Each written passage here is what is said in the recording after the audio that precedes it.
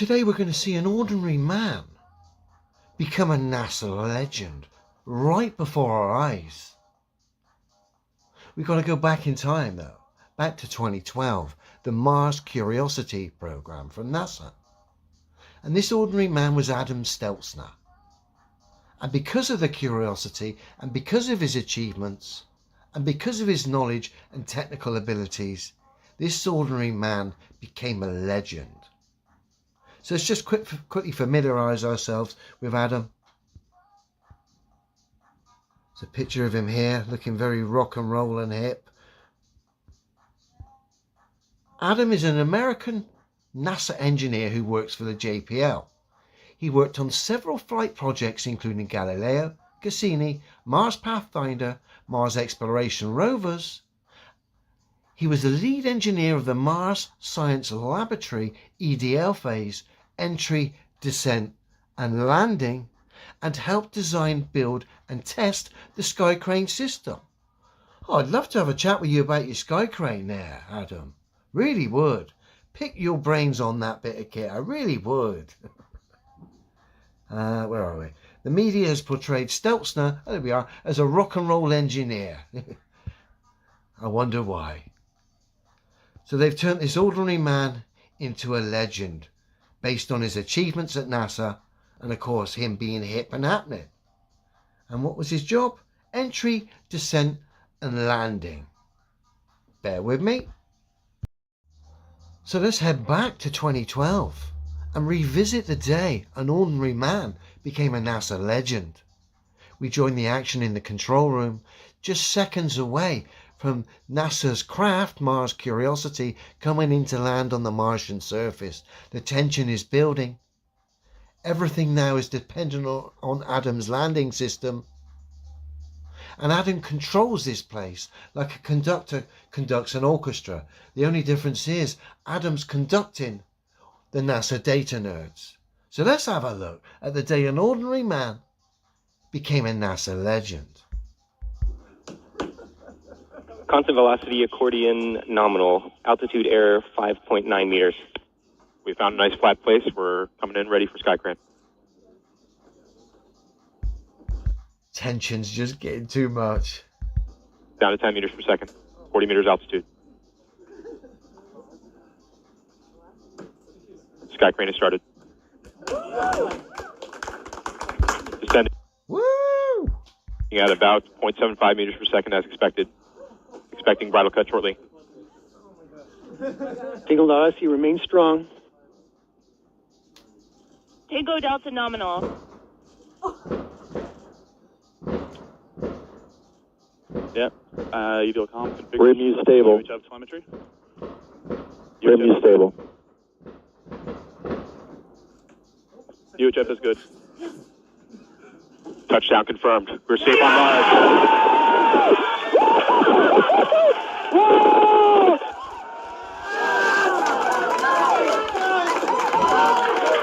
Time to see. As you can imagine, emotions running high there. As the numbers have come on their screens, these people have worked themselves up into a frenzy. Of course, they couldn't have done it here without Adam's landing system. And of course now, Adam has gone from an ordinary man to an absolute legend. The way he coordinated those number crunchers was incredible. So let's get to know this NASA legend a little bit better now as we head over to the press conference. Of course, fresh off the back of this incredible success in which Adam's landing system made NASA's achievements with Mars Curiosity possible. So here we're going to get a chance to get inside this genius's mind who no doubt is going to blow us away with a wealth of wisdom and tech regarding this landing system and enlighten us all on how it went down.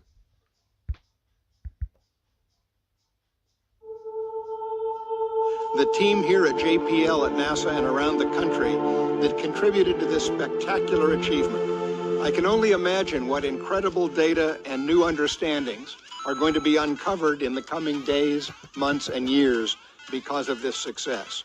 A couple of other groups of folks that I'd like to thank that I think we all are thankful for. Certainly this beautiful theater of tonight. the drama of us all being able to experience it together.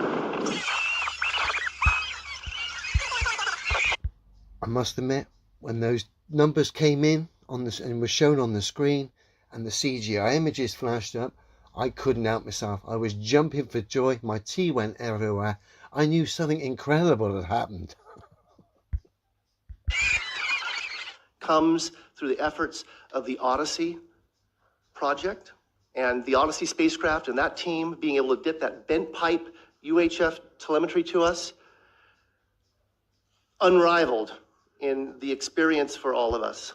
And I have to say, I've got plenty of experience in the dip, bent pipe telemetry data world, and it was an unrivaled experience. As you can imagine, the bent pipe telemetry data world is incredibly competitive. So to experience that along with these guys, as Adam has said, unrivaled. Let's just go back and feel it again. Team being able to get that bent pipe UHF telemetry to us, unrivaled in the experience for all of us. And naturally, the DSN and the X-band telemetry that really allowed us to back that up. So please, a round of applause for our com. Adam, tell us about the landing.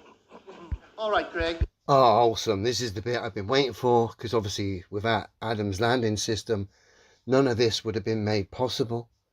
So no doubt Adam is going to blow us away here with a wealth of wisdom and knowledge and break it down exactly how it went down. So this should be enlightening, to say the least. All right, Greg. I can't tell you too much about it. I mean, it looks good. I'm being a little flip. In short, it looked extremely clean. We had,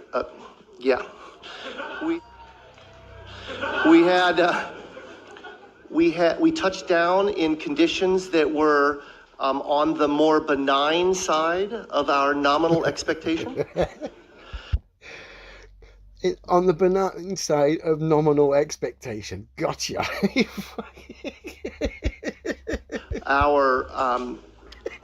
By the way, I want to preface everything. This is preliminary data scooped with the sieve in the cacophony of the control room during the celebration. This is pure space pantomime at its finest, blended with some theatre. It's great stuff. Right? And largely by my good friend Miguel San Martin, who's somewhere out there. Very nominal, remarkably good. Our navigation error was on the low side of our expectation. So your navigational error was on the low side of expectation. This has been a waffle fest of idiocy as you've exposed yourself and the Mars Curiosity mission for the charade that it is, Adam. Carry on, me old mate. Which meant that we probably had a good alignment between the celestial sensors and the inertial sensors, the IMU. Our powered flight appears to have been excellent. If my good friend Ben Toma is in the house, is Ben? Nah, Ben's not wanting any of this, Adam. He's not wanting to get involved in any of this and have you drag him down. This has been terrible, fella. In the house. We landed with 140 kilograms of fuel reserves out of a total of 400 kilos that we carried in. Still waiting for the breakdown of the landing. It's just sort of waffle and distraction, really. Ben worked quite diligently in stretching the tanks at my insistence because I was worried we wouldn't have enough fuel. And so I think I owe Ben a little bit of an apology there. So it looked good, in short. Good and clean. So it looked good and clean from the numbers on the screen and the CGI images on the screen. Gotcha! And it looks, at least by my eyeball, that we landed in a nice flat spot. Beautiful. Really beautiful. What? I have to ask you, what kind of file type? Can you tell us about the image file type and compression that was used to send this very important couple of thumbnails back from Mars? Yes, unfortunately, I absolutely cannot. If Justin Mackey is in the room, or there's a couple other people on the team who'd be able to... Again, Justin's not wanting any of this charade. If he was in the room, no doubt he's hiding at the back, ducking right down, cringing. Whip that out quickly, but I couldn't tell you.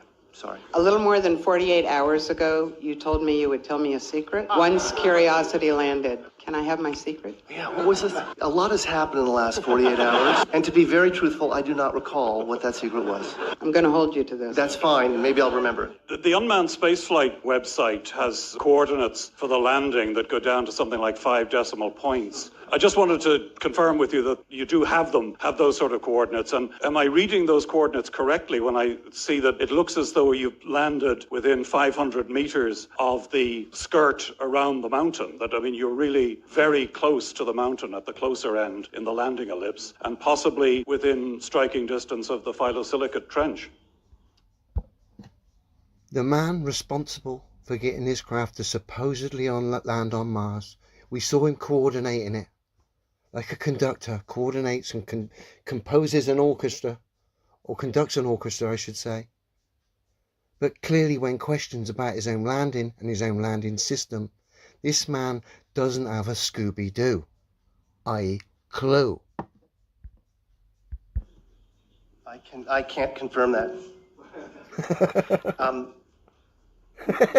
My estimate, I'm looking for somebody, yes, there's somebody in the audience here who has that in the tip of their... If there's anyone out there who's part of your team, you can guarantee they're hiding, son. noggin. We should have soon that estimate, but I don't have it to 5 decimal places. We wouldn't report it to that because we're certain that we don't know it to that. So let me just clarify. You don't even know exactly where the craft landed, but it was your landing system that landed, but you know it's landed. And I don't know what the unmannedspaceflight.com estimate is. Can you tell us at what time Curiosity touched down, Earth received time, and at what time the first image came back? First of those is 10:39 p.m. The second of those I don't have. Look at that group on stage there.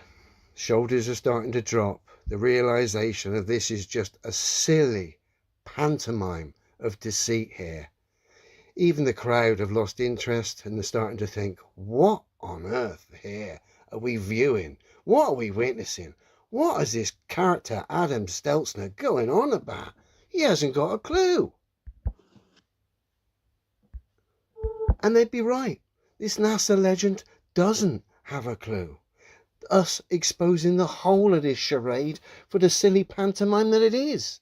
Remember, he's responsible for getting that thing to supposedly land on the Martian surface. Yet when questioned, he doesn't have a clue about the landing, where it landed, or how it landed. Yet it was his landing system that got it to land. And we saw him supposedly conducting the data nerds in NASA's control room. Ridiculous. Clearly ridiculous.